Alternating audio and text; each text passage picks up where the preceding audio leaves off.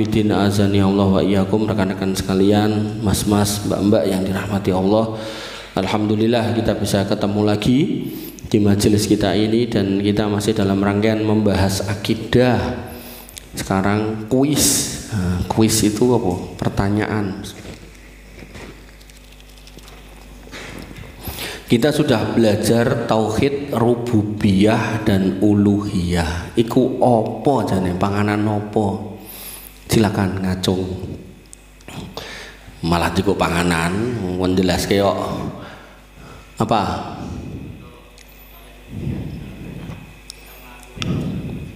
Oh, terus?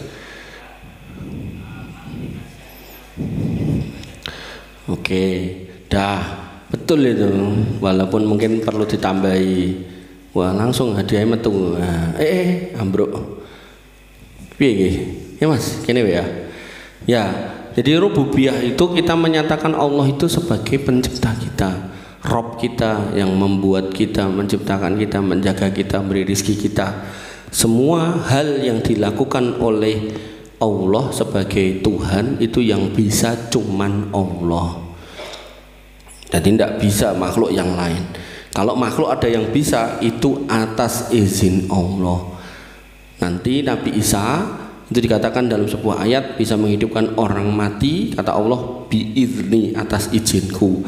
Bisa menyembuhkan orang buta biizni, atas izinku. Semua Allah tekankan belakangnya atas izinku, atas izinku, atas izinku. Berarti aslinya ra iso, ning gandeng diizinke oleh Allah jadi bisa. Dajjal pun juga demikian. Awalnya aslinya tidak bisa, tapi karena diizinkan Allah jadi bisa. Bedanya Isa Al-Masih dan Al-Masih Dajjal, Isa Al-Masih bisa dan menyadari itu dari Allah.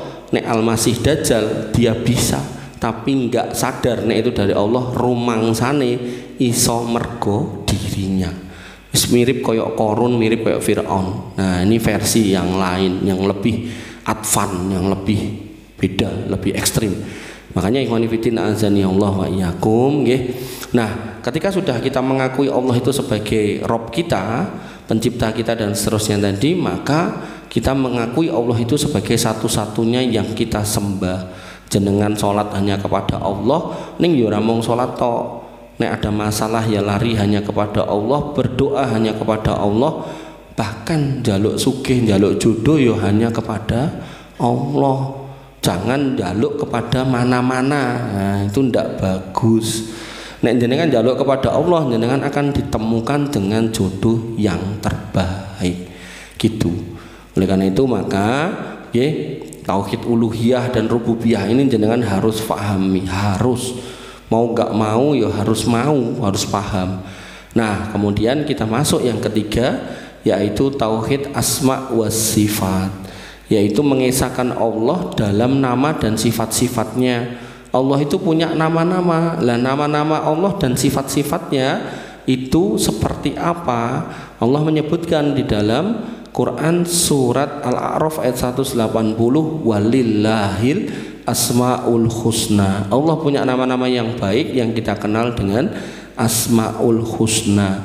Fad'uhu biha, kalau mau menyebut, mau memanggil, mau berdoa, gunakan nama-nama itu.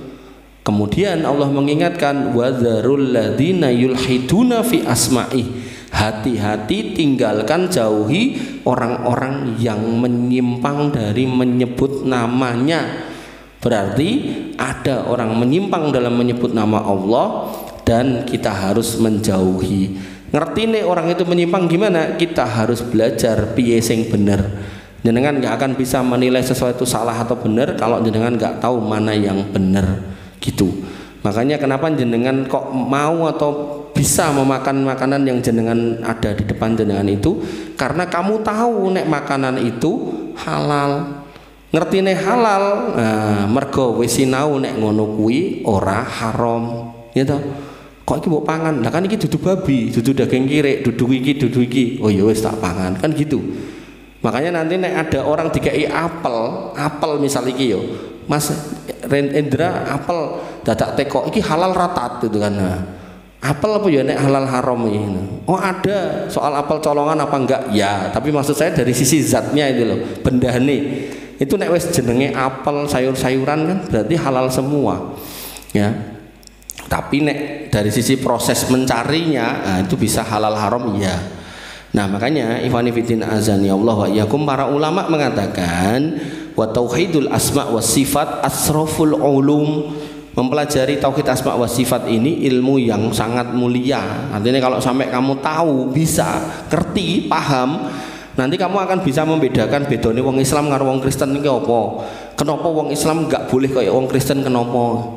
Karena di situ nanti bedone, di tauhid asma wa sifat. Mereka ada ditanya siapa Tuhanmu, mereka akan menjawab Allah Bapa di surga. Nah, itu yang kita sebut Allah. Tapi mereka masih menyebutkan lagi Allah itu bisa menjelma. Loh itu loh. Di situ yang kita nggak sepakat gitu.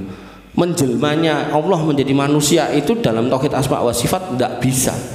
Bukan karena Allah tidak kuasa, bukan, tapi karena Allah mulia di tempatnya sehingga Allah tidak perlu harus jadi menungso. Apalagi sampai dicantol kening dhuwur kayu, kemudian disalib dan seterusnya, sing ngomongnya menebus dosa manusia, itu tidak ada dalam pemahaman kita. Kenapa? Karena kita memahami tauhid asma wa sifat ini. Allah mulia di tempatnya, sama seperti seorang raja yang benar-benar raja di sebuah kerajaan yang besar. Itu kok rasa-rasanya rapikin meduk ning ngisor gitu, kemudian menjelma menjadi masyarakat kecil, terus napa melu macul ning sawah umume lho ya, emoh gitu. Ambok jalan coba Pak Prabowo kon macul ning sebelah situ lak ya ora gelem gitu kan. Nah, mesti emoh gitu. Makanya yang kayak gini aja kita bisa loh mensucikan manusia dari pekerjaan yang umumnya dilakukan oleh rakyat kayak kita. Presiden memimpin, raja itu tidak kita letakkan di tempat-tempat, maka kita juga harus mensucikan Allah di makomnya sana. Bahwasanya Allah ini adalah Rabbul Izzati wal Jalalah, yang punya kemuliaan, punya nama-nama yang baik dan kedudukannya tinggi di atas sana yang tidak perlu kita turunkan. Jadi bukan karena Allah tidak kuasa, Allah mampu, tapi tidak sepatutnya. Itu loh, bedakan loh ya. Nanti orang-orang Nasrani akan mengatakan kan Tuhan Maha Kuasa, sehingga Tuhan Maha Kuasa untuk jadi manusia, Maha Kuasa untuk jadi bayi. Nah, itu tuh bedanya karo wong agama Hindu apa yang menjelmakan Tuhannya, dewanya menjadi binatang dan seterusnya, sampai enek sapi tak disembah-sembah gitu. Makanya yang seperti ini harus kita merdekakan dari jiwa kita. Jangan sampai kita mengejawantahkan Tuhan Rob Allah dalam bentuk-bentuk makhluk. Padahal Allah sebagai Khalik, kita sebagai makhluk itu sudah beda level. Makanya misalnya enek wong sugih ning kene iku kon ngamor karo wong ra duwe sosok wegah. Kok kowe mau kumpul karo kae to bocah-bocah rah level gitu. Itu manusia aja bisa ngomong gitu loh. Maka Allah harus kita sucikan. Sekali lagi, bukan karena Allah tidak mampu atau tidak kuasa, tapi Allah harus kita sucikan dari apa yang disifatkan manusia. Makanya dalam Al-Quran dikatakan subhanallahi amma yasifun. Maha suci Allah atas ucapan-ucapan manusia yang mensifati Allah dengan sifat-sifat yang tidak selayaknya. Sehingga Allah menekankan pada Quran surat Asy-Syura, laisa kamitslihi syai'un wa huwas samiul basir. Allah itu tidak sama dengan siapapun, tapi Allah punya sifat maha melihat dan maha mendengar. Kamu melihat dan mendengar, saya juga, Allah juga.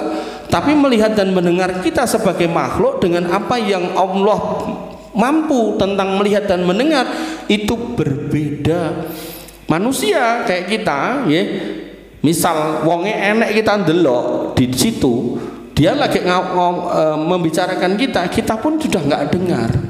Tapi Allah mendengar semua bisikan orang-orang jahat, semua rencana jahat manusia-manusia jahat, bahkan bisikan semut dengan semut Allah tahu, bisikan ikan-ikan yang ada di dalam laut yang gelap Allah juga tahu. Sampai Nabi sinten yang masuk ke dalam perut ikan, Yunus itu ketika dia kemudian di dalam 3 kegelapan, satu gelapnya kedalaman lautan, yang kedua gelapnya perut ikan, kemudian yang ketiga di gelapnya kegelapan malam, kan laut juga kena malam juga toh. Maka beliau pun mengatakan la ilaha illa anta subhanaka inni kuntu minadh dhalimin. Itu diulang-ulang, Allah mendengar. 3 hari dari situ Allah keluarkan Yunus alaihissalam dalam kondisi utuh hidup. Dan makhluk itu dikatakan oleh Allah, kalau bukan karena istighfarmu itu, maka kami akan jadikan kamu di situ sampai hari kiamat. Nanti ada ulama yang berpendapat berarti kewane sampai hari ini masih ada.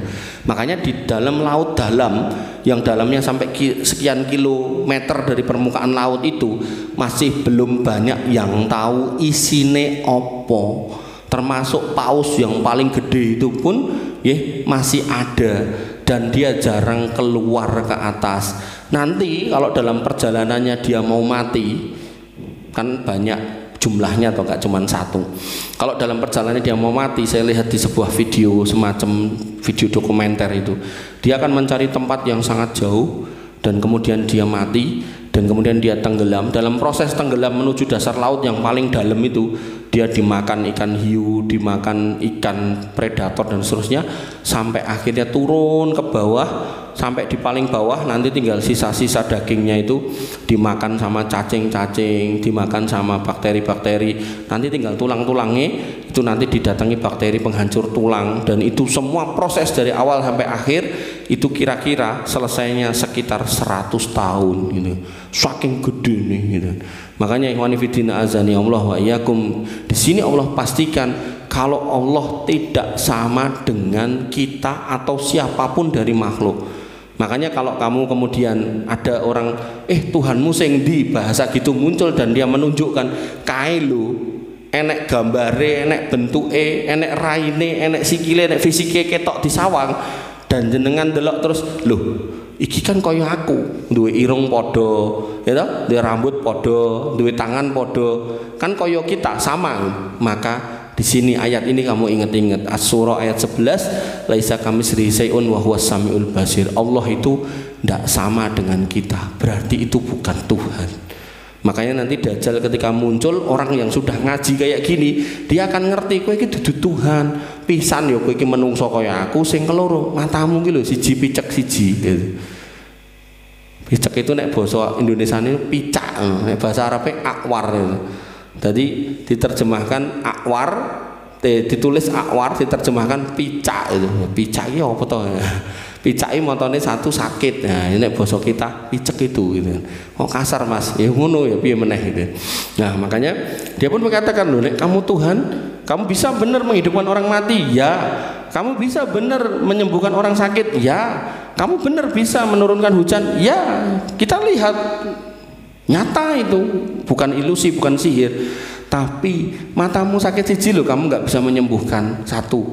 Yang kedua, bentukmu kayak manusia. Yang ketiga, bahkan kamu pun gitu kan, untuk mencapai pada satu tempat, kamu pun juga berjalan seperti kami dan makan kayak kami. Maka kamu jelas bukan Tuhan. Dan berbagai macam ciri-ciri yang menunjukkan itu bukan Tuhan. Makanya nanti orang sehebat apapun bisa melakukan apapun, entah ngilang ambles bumi, entah iso mangan beling, mangan watu, mangan opo wae, kamu nggak usah gumun gitu kan. Itu tetap menungso. Bahkan yang namanya Ya'jud Ma'jud itu ulama mayoritas sepakat itu yo menungso. Bahkan tapi menungso yang beda kayak kita, sampai dia meminum danau Tiberias, yang danau Tiberias sekarang ini bisa buat minum orang Palestina dan orang Israel. Jadi Palestina Israel itu kan berbatasan dengan laut.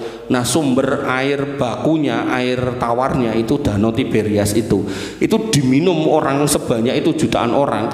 Itu danone enggak sat. Nah, nanti Ya'jud Ma'jud turun, datang ke situ. Gelombang pertama nyampe situ minum, gelombang terakhir tekan situ banyu wis entek. Dientekke sing awal-awal ngombe jadi. Saking ganase. Ning yo tetep menungso. Sampai nanti kelompok Isa Al-Masih dan kaum muslimin itu dikatakan oleh Allah, iki menungso atau kewan. Ini makhluk yang ndak bisa kamu hadapi dengan perang. Delio, suruh delik ning gunung Turisina. Watini wa zaitun wa turisin. Nah itu loh. Disuruh naik sembunyi yo. Iki kowe rakon perang karo wong iki. Nah, dintekke semua makanan yang ada, semua minuman yang ada, sampai kaum muslimin pada waktu itu diibaratkan satu kepala sapi itu harganya 120 dinar. 120 dinar ini nek dipengke petang yuta ketemune sekitar 480 juta. Ndase tok lho sapi. Padahal saiki nek 480 juta digoleki sapi untuk pirang puluh wae gitu kan. Makanya bener-bener pada zaman itu bakal datang zaman yang sangat larang pangan. Makanya ikhwan fillah azani Allah wa iyyakum nggih, kita sebagai seorang muslim harus tahu kaidah-kaidah yang disampaikan oleh Allah dan Rasulnya tentang Allah Subhanahu wa ta'ala. Dan Allah menyebutkan lagi pada ayat yang lain, Al-Kahfi ayat 15, waman adlamu mimman iftara 'alallahi kadiba. Siapa orang yang paling dolim, lebih dolim, melebihi orang yang berdusta atas nama Allah. Nanti ada mbah tua itu mengatakan, mas aku duwe dikir tertentu, nek tak waca Gusti Allah goleki aku. Lah mok kula diajari mbah moh, engko nek kowe tak ajari Gusti Allah kok bingung golek aku apa kowe. Jelas dusta dia, enggak mungkin ada kayak gitu. Kemudian nanti ada mbah tua lagi, mbah-mbah di Jogja sana, nek salat Idul Fitri, Idul Adha mesti nek ran disiki ngeri. Nek ditekoki lah ngopo kok jenengan disiki atau ngeri, kata dia, aku sing wis ngandani Gusti Allah. Lah kok ngandani Gusti Allah pripun carane? Wong Gusti Allah langsung tak telepon. Ngapusi meneh gitu. Makanya di sini Allah mengingatkan orang-orang yang paling celaka itu orang-orang yang mengarang-arang tentang Allah, bahkan dia pun nggak ngerti tentang Allah sebenarnya Allah itu seperti apa, tapi kemudian dikarang-karang dengan luar biasa ben dianggap hebat. Nanti ada orang yang ngomong kula nek ngimpi mesti delok Gusti Allah kuwi yo ngapusi. Nanti ada orang yang ngomong aku bahkan ketemune ora pas ngimpi, pas tangi melek motoku tak buka langsung ketemu Allah. Itu ya jelas dusta. Bani Israel pernah meminta ketemu Allah, baru dinampakkan cahayanya mereka mati semua. Allah berkenan menghidupkan lagi biar mereka menjadi peringatan buat yang hidup, tapi ya hari ini Bani Israel menjadi negara Israel seperti itu ya, tetap aja ndablek gitu kan. Makanya ikhwan fillah azani Allah, tidak pernah ada yang melihat Allah dalam kondisi hidup. Dan Musa pernah dikatakan dikatakan di dalam Al-Qur'an, wa kallama Allahu Musa taklima, dan Musa pernah berbicara dengan Allah dengan pembicaraan langsung. Itu pun Musa tidak menatap Allah, suaranya tok sing didengar. Dong wonten. Makanya jangan sampai nggih kita sebagai manusia nggih kemudian mencoba menjelaskan tentang Allah tapi tidak punya ilmu, akhirnya salah-salah. Ibnu Taimiyah mengatakan Allahu sama nafsahu bi asma'ih, Allah yang menamai dirinya dengan nama-namanya, wa sama sifatahu bi sifatih, dan mensifati dirinya dengan sifat-sifatnya. Jadi kalau itu kamu temukan nama Allah di dalam Quran, di dalam hadis, temukan sifat di dalam Quran, di dalam hadis, ya udah imani aja. Contoh, kenapa kita memanggil Allah dengan Allah? Karena Allah yang menyatakan innani anallah la ilaha illa ana, aku kuwi Allah, gak ada ilah yang berhak disembah selain aku. Saya ngomong iki sapa? Allah. Di mana kita temukan? Al-Qur'an. Makanya yang mampu menjelaskan tentang Allah ya Allah sendiri dan Nabi Muhammad SAW. Dan kamu jangan keluar dari koridor ini.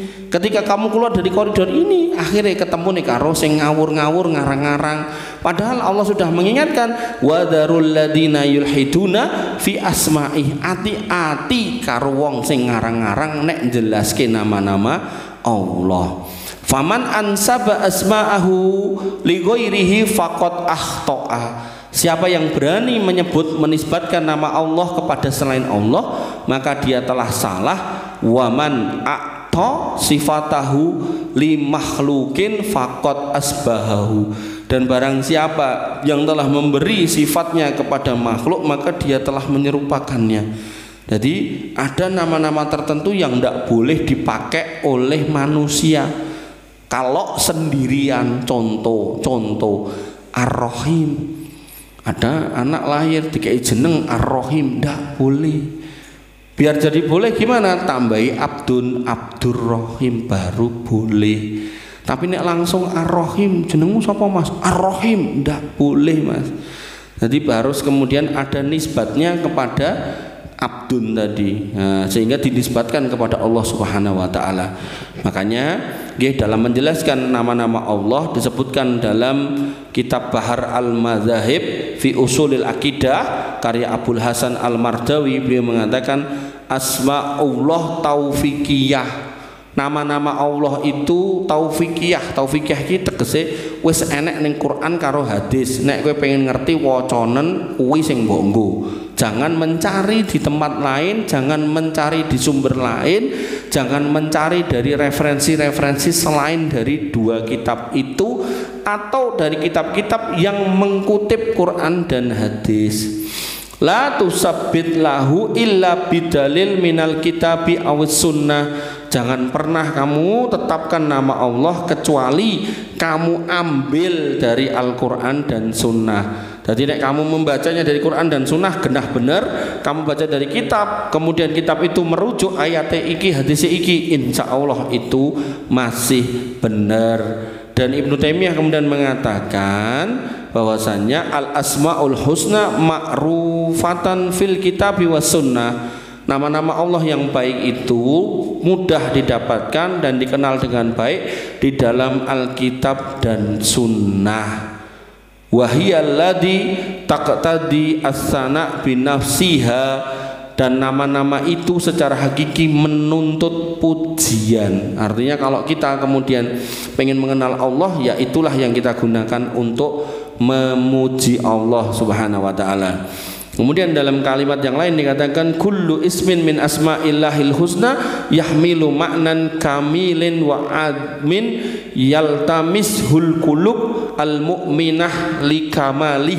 Setiap nama Allah yang baik, asmaul husna itu memuat makna kesempurnaan. Ketika dikatakan adim, agung, sangat agung. Ketika dikatakan akbar, besar, sangat besar. Ketika dikatakan Ali, tinggi, Allah sangat tinggi. Ketika dikatakan Al-Ghani, kaya, Allah yang paling kaya. Ketika dikatakan Sami, Allah mendengar yang paling tengen, paling detail mendengarnya.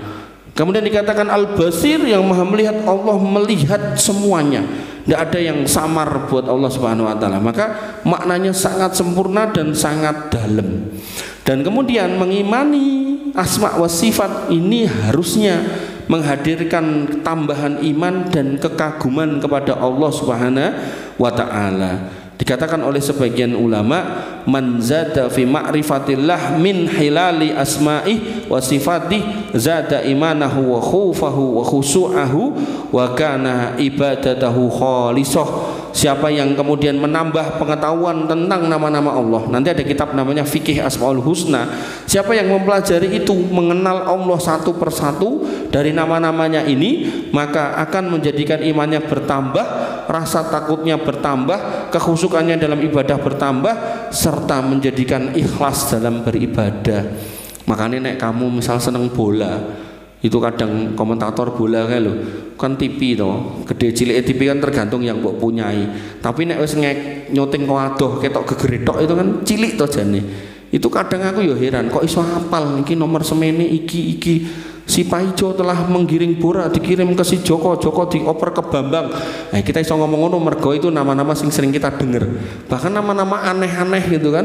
Itu yo mereka yo bisa melafalkan. Maka kalau kamu tipikal yang kayak gitu, nama artis, nama pemain bola, nama superhero iso nganti apal, maka yang terbaik harusnya kamu menghafalkan Asmaul Husna dan mulai mengenal Allah dari situ.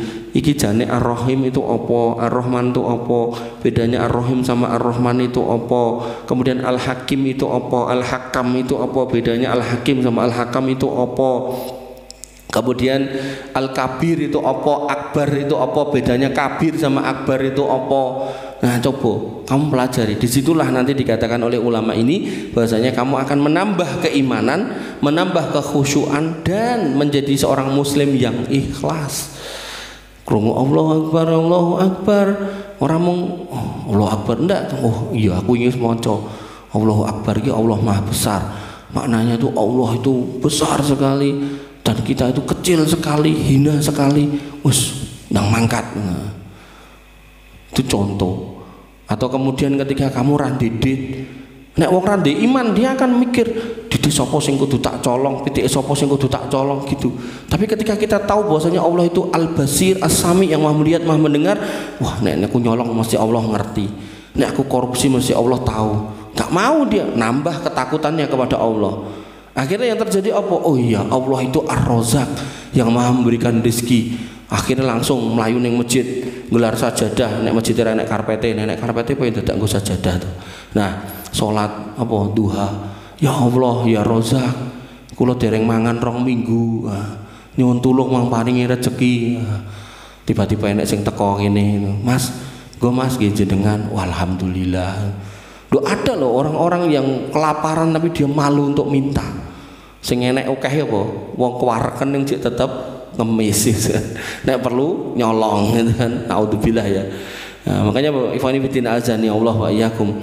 Nggih, mempelajari asma wa sifat adalah hal yang baik di dalam agama ini. Seorang ulama mengatakan, nggih, man arafa Allah bi asma'ihi wa sifatih faqad arafa rabbahu haqqahu wa dzalika man a'dhamal a'mal. Orang yang mau mengenal Allah dengan menyebut nama dan sifatnya, mempelajarinya, maka dia benar-benar akan mengenal Rabb-nya, dan itu termasuk dalam amalan yang agung luar biasa. Dan kemudian tauhid asma wa sifat ini yang akan menjadi peneguh keimanan kita. Tauhidullah al-asma wa sifat huwa miftahu ma'rifatillah al-haqiqiyah ar-rusukhi fir-rububiyah. Mengenal Allah dalam nama dan sifat-sifatnya adalah kunci pengenalan sejati kepada Allah dan keteguhan dalam mengakui Allah sebagai Rabb.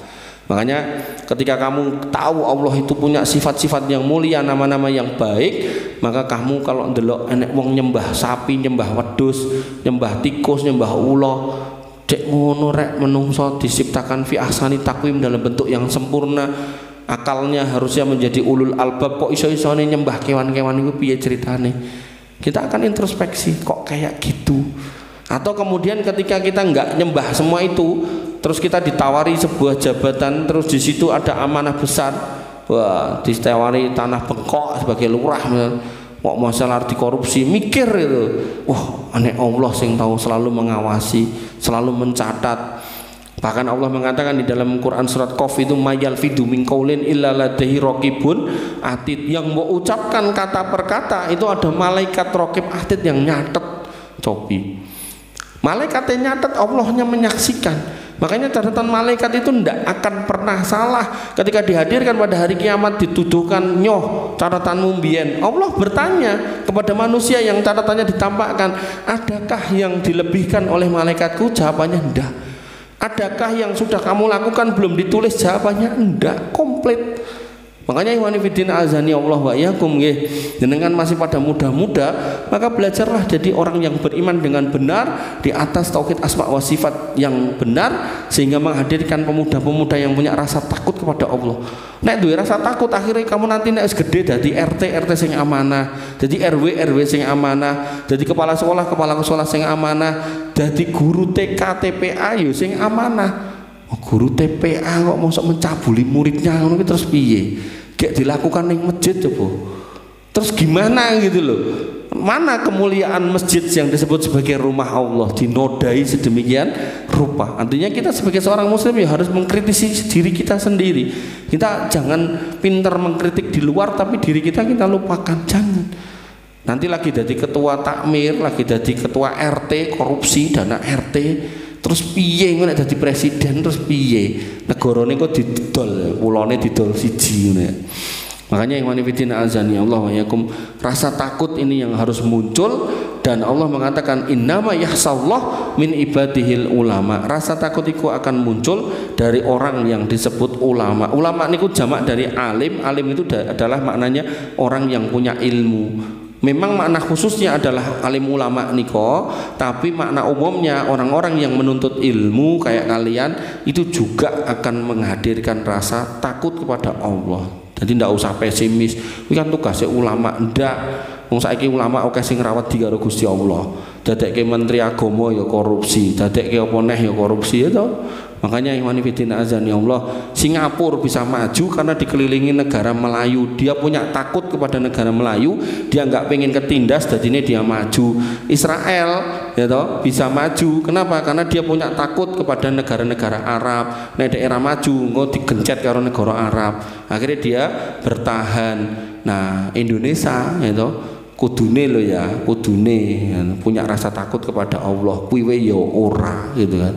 Akhirnya yang terjadi korupsi selalu menghiasi televisi. Makanya saya mengajak diri saya secara khususnya untuk meningkatkan rasa takut kepada Allah dan kalian juga. Makanya materi ini tak ajarkan di banyak masjid agar gue ngoreksi aku gitu. Aku ki menungso sing wedi ora karo Gusti Allah. Ya, kemudian saya sampaikan. Dan nanti rasa takut yang tulus itu muncul nampak ngene. Nek amur karo koncone ketok alim nek ning omah dhewe ning jero kamar nonton bokep. Walah kuwi berarti wis hapus-hapus gitu. Nah, makanya yang diminta itu ketulusan. Mau kamu bersama manusia, mau kamu sendirian, maka bismillah saya enggak akan bermaksiat gitu. Mas, Mbak ya. Jadi tunjukkan kalau kita itu hamba Allah yang tulus. Apakah ada yang melihat atau tidak, yakinlah Allah mengawasi. Itu yang disebut dengan ihsan, berbuat amal yang solih seolah-olah melihat Allah. Kalau kamu pun tidak melihat Allah, yakinlah Allah mengawasi kita. Mungkin ini materinya. Silakan kalau ada yang mau bertanya. Kalau ada.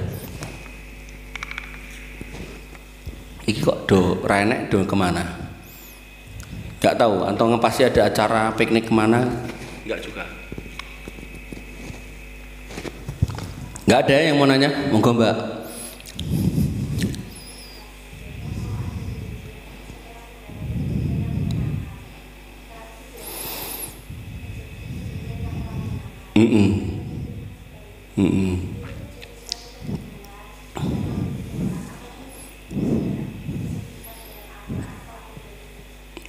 Ya, kalau disebutkan dalam Al-Quran ya inna ma'al usri usra ya, bahasanya setelah kesulitan ada kemudahan itu.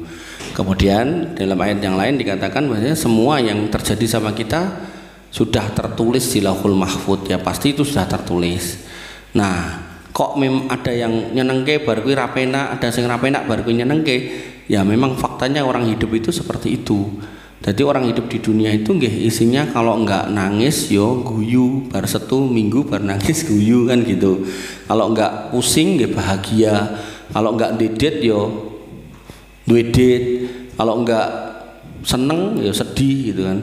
Nah memang seperti itu. Nah tinggal nanti bagaimana sikap kita yang terbaik. Kata Nabi, ajaban di amril mukmin, menakjubkan urusan orang beriman. In asobatu syarra syakaro. Kalau dapat yang menyenangkan dia bersyukur. Fakana khairullah, itu jalan terbaik. Wa in asobatu dorro, kalau dapat yang enggak enak sobaro, dia bersabar. Fakana khairullah, itu juga masih baik. Makanya apakah yang hari ini kita dapati baik atau buruk tidak usah dipikirkan terlalu dalam. Yang penting pas dapat yang baik kamu jangan lupa bersyukur, pas dapat yang jelek jangan lupa bersabar. Kok buruk terus ramandek-mandek? Nah monggo introspeksi. Jangan-jangan ada dosa yang menyebabkan itu datang, karena keburukan yang menimpa kita bisa jadi karena dosa kita di situ. Jadi nggak apa-apa, karena memang orang hidup itu isinya ngoten niku. Orang rumah tangga itu engko misal Mas Reza nikah guyang-guyu ya omong malam pertama, minggu pertama, bulan pertama, wis maksimal tahun pertama. Wis mulai tahun kedua itu wis mulai enek masalah. Kisi-kisi bocoran kan. Soalnya wis ngalami kan, sing diceritani orang tau ngalami to. Tak sindiri meneng ae anteng.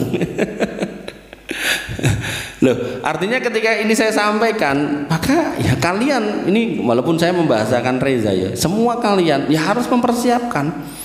Jadi nek kamu nanti melangkah di pernikahan, wis yang mau persiapkan pertama itu kok hari pertama, malam pertama, minggu pertama, bulan pertama, nek perlu sampai tahun pertama, kamu akan senyum terus, bahagia terus.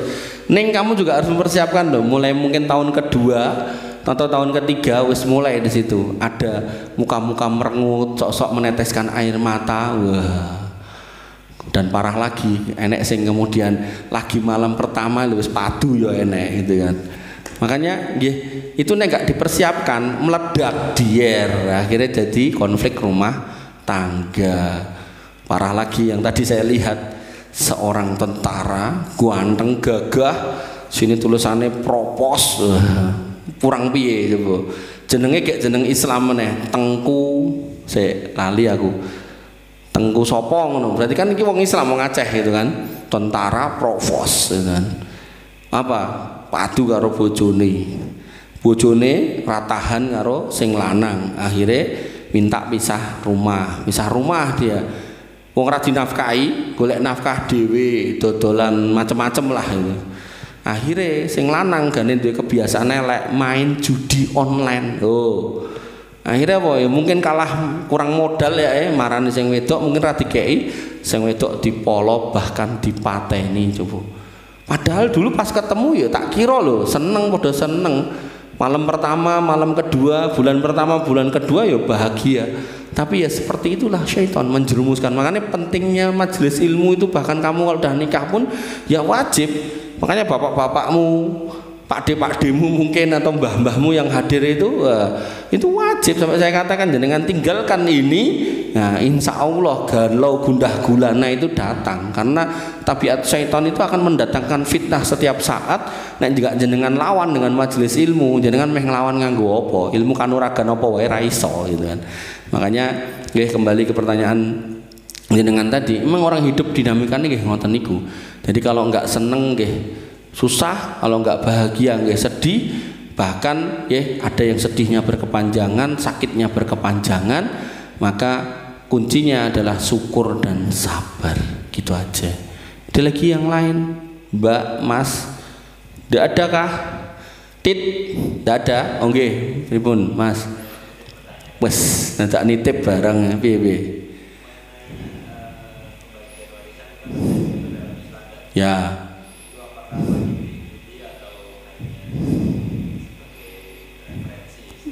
Ya, wajib. Sampai disebutkan dalam awal ayatnya itu dikatakan, aku lali ya muni ayatnya, bahwasanya yusikumullah, Allah tuh yang menata itu gitu. Sing ngatur itu Allah. Nah, sing ngatur Allah ya jangan sampai tidak dipakai, harus dipakai. Sehingga kunci keberkahannya di situ. Makanya yang bertanya itu nek lagi menghadapi masalah itu suruh melengkapi warisan engko tak kei forme, engko WA aku tak kei forme, tinggal ngisi. Jadi yang meninggal siapa, warisannya apa, ahli warisnya siapa, engko tak hitungke rasa bayar penak pol. Jadi saya mencoba untuk menjebatani. Nanti kok enek wong sing wajib tapi kan aku ra iso. Nah, mencoba mencari udur, tak jembatani. Nah, nek ra iso ngitung tak hitungke. Nek kuatir bayar ora usah kuatir, gratis. Oh piye. Nek kelingan dongakno ora kelingan rambut dongake ya ora apa-apa. Tenang wae. Nggih. Jadi pokoknya jangan menyerah untuk itu. Saya akan berusaha untuk membantu. Ada lagi yang lain? Itu wajib nggih, warisan harus dihitung dengan cara yang baik dan benar. Tidak ada? Monggo Mbak. Nggih.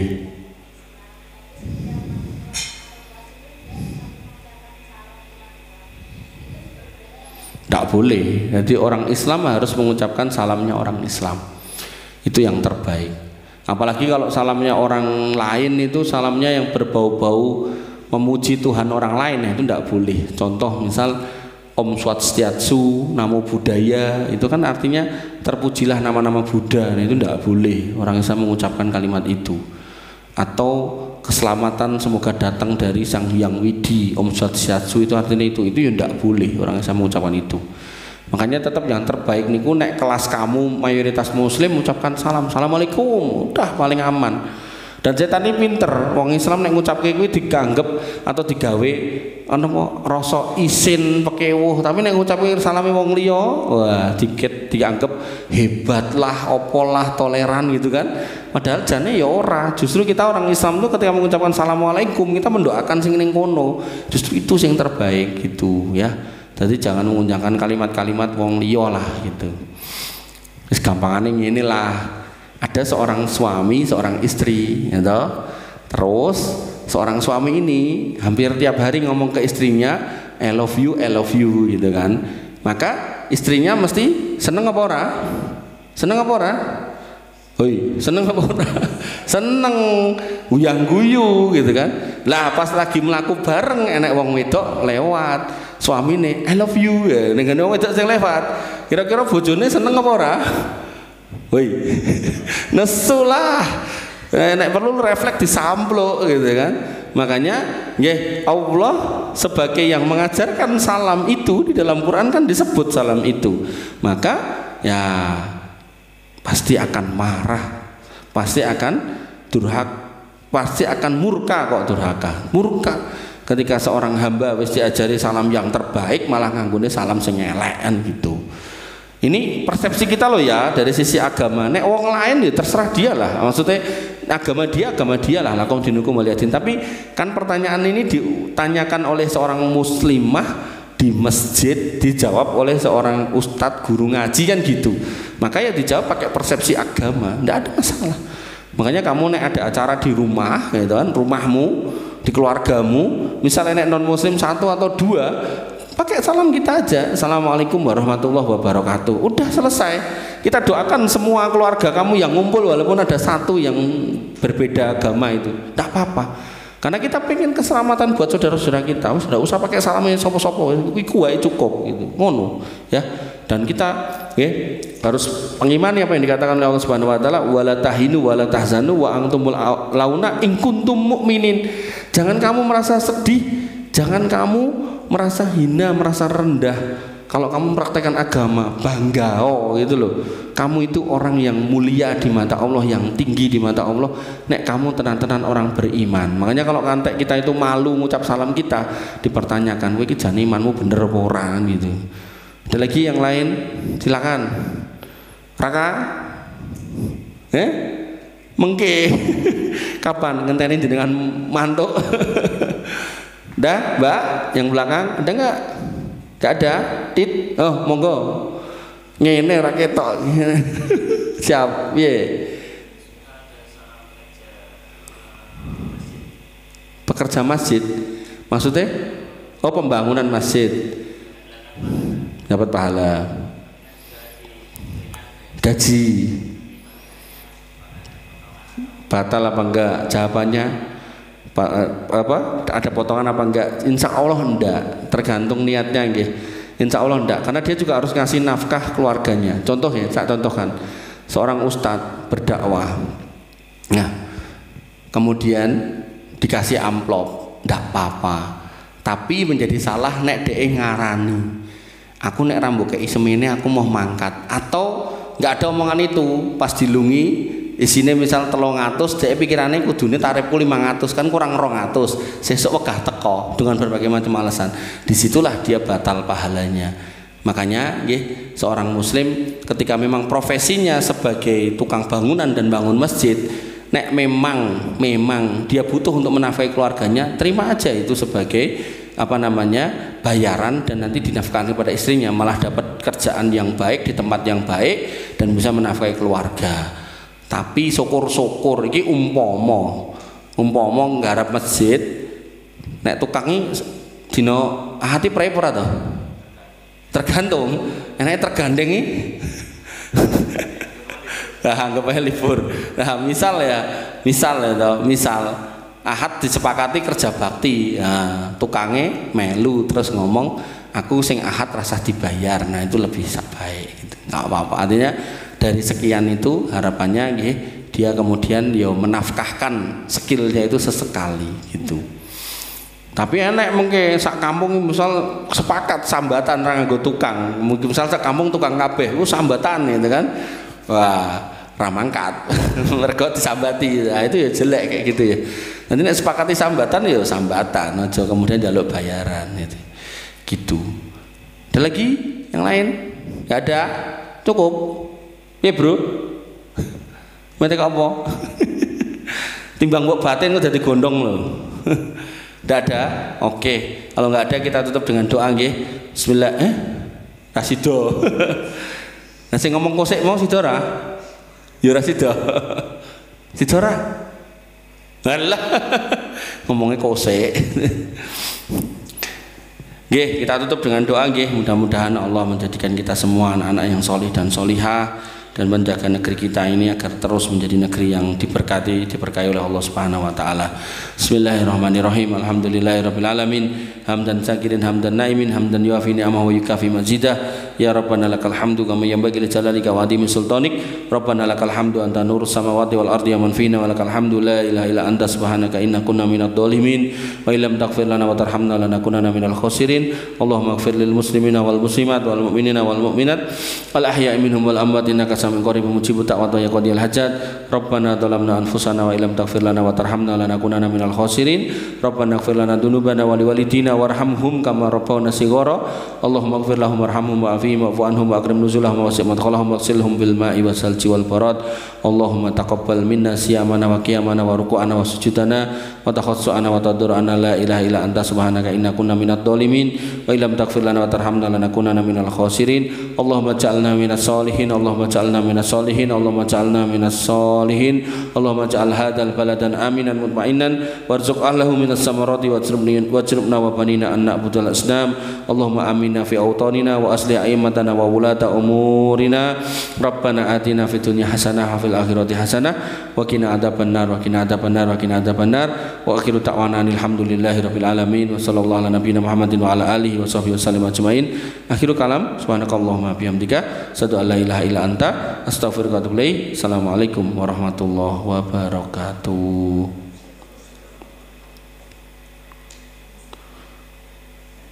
Mas Fathul ayamnya cek piro?